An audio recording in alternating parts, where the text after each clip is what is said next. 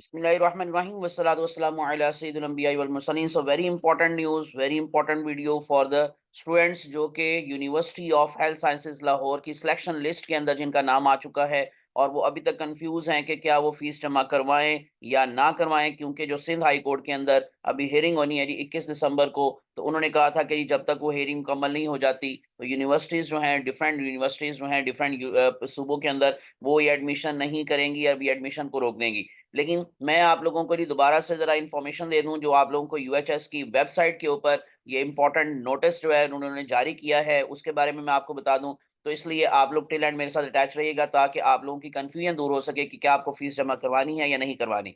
So university of health sciences Lahore Punjab के सरकारी और मेडिकल और डेंटल कॉलेजेस में दाखिला के लिए जो ज़रूरी हदायत है वो उन्होंने जारी कर दी है। उन्होंने कहा जी वो तमाम उम्मीदवारान जिनका नाम पंजाब के सरकारी मेडिकल कॉलेजों में एमबीबीएस प्रोग्राम बाय दाखिला सेशन 2023 एंड 2024 की पहली सिलेक्शन लिस्ट जो कि 15 दिसंबर को उन्होंने लगाई थी अपनी वेबसाइट पर, तो उसमें आ चुका है। तो इन्हें हदायत की जाती है कि वो अपनी कॉलेज फीस बैंक में जमा करवाने के बाद अपने मुतल्लिका मेडिकल कॉलेज में ज्वाइनिंग दे दें। फीस जमा करवाने और कॉलेज में ज्वाइनिंग देने की जो आखिरी तारीख उन्होंने मेंशन की है वो 20 दिसंबर है, लेकिन ये कल खबर आई थी कि शायद इसमें एक दिन का इजाफा कर दिया गया है, 21 दिसंबर तक आप लोग फीस जमा करवा सकते हैं। सो सिलेक्ट होने वाले उम्मीदवार जो है वो घर में बैठकर दूसरी सिलेक्शन लिस्ट में अपग्रेड होने का इंतजार ना करें। जो वेरी इंपॉर्टेंट चीज है जी, आप लोगों ने इंतजार बिल्कुल भी नहीं करना, जितना जल्दी हो सकता है अपनी फीस को क्लोजिंग डेट से पहले पहले जरूर जमा करवा दें।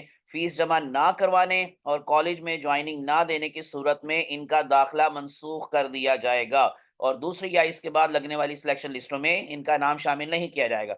स्पेशली उन्होंने ये नोटिफिकेशन इसलिए जारी किया क्योंकि जो कंफ्यूजन है जी, आप लोग फीस जमा करवाएं ना करवाएं, वो जरूर करवा दें। जो भी आप लोगों का नाम आ चुका है वो फाइनल है, चाहे सिंध हाई कोर्ट में कोई भी डिसीजन होगा तो आप लोगों का नाम चेंज नहीं होगा।